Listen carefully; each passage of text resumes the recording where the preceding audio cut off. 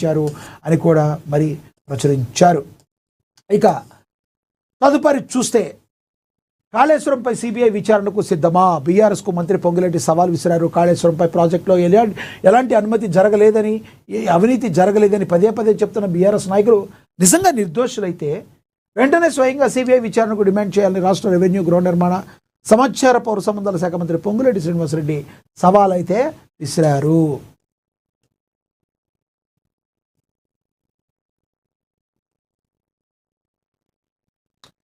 కాళేశ్వరం అంశంపై high court clean chit ఇచ్చిందని తప్పుడు ప్రచారం చేస్తూ ప్రజలను మభ్యపెట్టే ప్రయత్నాలు చేస్తున్నారని మంత్రి తీవ్రంగా మండిపడ్డారు. నిజంగా ఎలాంటి అవకతవకలకు జరగలేదంటే స్వతంత్ర సంస్థ ద్వారా విచారణకు ఎందుకు వెనకంజ వేస్తున్నారు? ప్రజలకు సమాధానం చెప్పాలని పొంగులేటి డిమాండ్ చేశారు.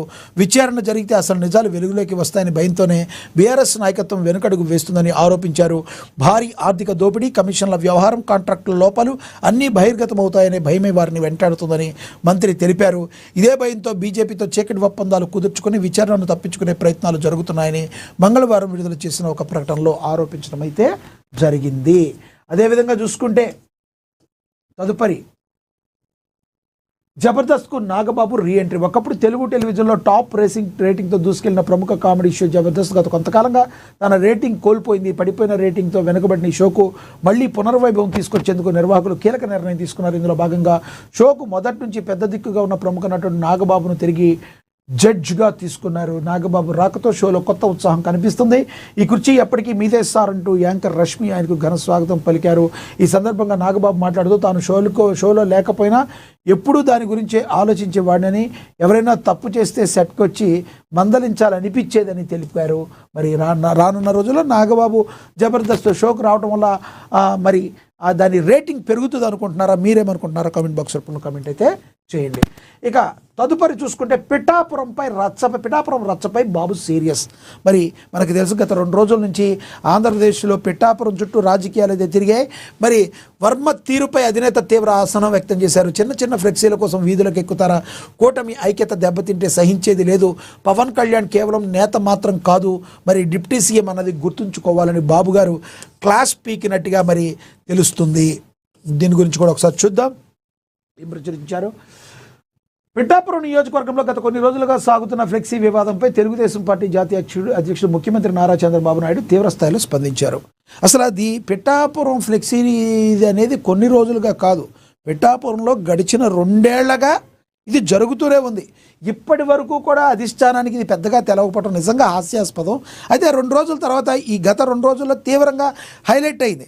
గత 2 సంవత్సరాలుగా కూడా వర్మ గారు ఏదో ఒక రకంగా పిఠాపురంలో టార్గెట్ చేయబడుతూనే ఉన్నారు, టార్గెట్ చేస్తూనే ఉన్నారు పవన్ కళ్యాణ్ గారిని రాజకీయ విశ్లేషకులు కూడా చెప్తారని మనం గమనించాం. ఇక తదుపరి చూస్తే ప్రభుత్వ ప్రతిష్టను పెంచాల్సిన బాధ్యత గల కీలక నేతలే అత్యంత స్వల్పమైన ఫ్లెక్సీల గొడవల కోసం వీధులకు ఎక్కడంపై ఆయన తీవ్ర అసహనం వ్యక్తం చేశారు. ఈ అంశంపై ఏపీ డిప్యూటీ అధ్యక్షుడు పల్లా శ్రీనివాస్తో భేటీ అయిన చంద్రబాబు నియోజకవర్గంలో జరుగుతున్న పరిణామాలను అడిగి తెలుసుకున్నారు. పవన్ కళ్యాణ్ కేవలం ఒక పార్టీ నేత మాత్రం కాదని, ఆయన రాష్ట్ర ఉప ముఖ్యమంత్రి అన్న విషయాన్ని ప్రజాప్రతినిధులు విస్మరించకూడదని గుర్తు చేశారు. ప్రోటోకాల్ పేరుతో రచ్చ చేయడం వల్ల ప్రజల్లోకి తప్పుడు సంకేతాలు వెళ్తాయని, ఇది కూటమి ఐక్యతను దెబ్బతీస్తుందని హెచ్చరించారు. నియోజకవర్గంలో టీడీపీ నేత వర్మ, జనసేన నేత దొరబాబు మధ్య ఉన్న పాత రాజకీయ విభేదాలే ఈ తాజా గొడవలకు ఆజ్యం పోసాయని పార్టీ అధిష్టానం ప్రాథమికంగా గుర్తించింది. ఫ్లెక్సీల్లో ముఖ్యమంత్రి ఫోటో లేదనే వంకతో వివాదాలు సృష్టించడం కాకుండా క్షేత్రస్థాయిలో సమన్వయంతో ముందుకు వెళ్లాలని చంద్రబాబు స్పష్టం చేశారు.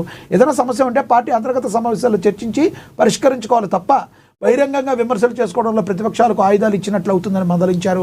రాజకీయంగా అత్యంత ప్రాధాన్యత కలిగిన పిఠాపురంలో ఇరు పార్టీల నేతలు పాలు నీళ్లలా కలిసి పనిచేయాలి, కానీ అక్కడ జరిగే ప్రతి కార్యక్రమం రాష్ట్రానికి ఒక రాజకీయ నమూనాగా ఉండాలని ముఖ్యమంత్రి ఆకాంక్షించారు. ఈ నేపథ్యంలో పార్టీ రాష్ట్ర అధ్యక్షుడు పల్లా శ్రీనివాసరెడ్డి రంగంలోకి దించిన చంద్రబాబు వెంటనే పిఠాపురం నేతలతో మాట్లాడి సర్దుబాటు చేయాలని ఆదేశించారు. స్థానిక నేతల మధ్య ఉన్న మనస్పర్ధలను తొలగించి కూటమి ప్రభుత్వ ఆశయాలకు అనుగుణంగా అందరూ కలిసి నడిచేలా చూడాలని సూచించారు. చిన్న వివాదాలను పెద్దవి చేశానని, అనవసర రచ్చ చేయవద్దని, వర్మతో నేరుగా మాట్లాడి పరిస్థితిని చక్కదిద్దాలని పల్లా శ్రీనివాస్కు దిశానిర్దేశం చేశారు.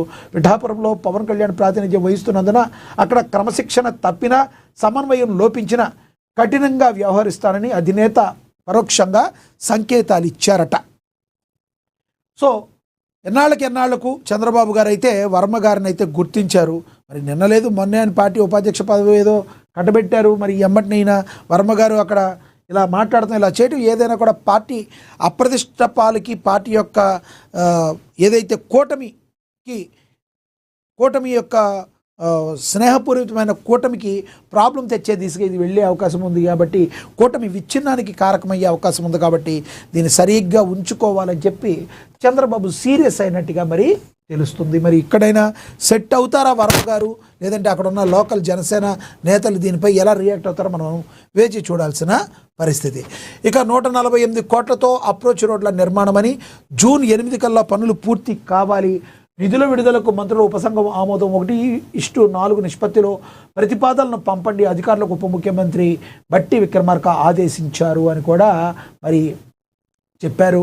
రాష్ట్రంలో నిర్మాణం పూర్తయినప్పటికీ అప్రోచ్ రోడ్లు లేక నిరుపయోగంగా మారిన బ్రిడ్జిలకు ఎట్టికేలకు మోక్షం కలగనుంది. సుదీర్ఘకాలంగా పెండింగ్లో ఉన్న అప్రోచ్ రోడ్ల నిర్మాణాన్ని యుద్ధ ప్రాతిపదికన చేపట్టాలని రాష్ట్ర ఉప ముఖ్యమంత్రి బట్టి విక్రమార్క మల్లు అధికారులను ఆదేశించారు.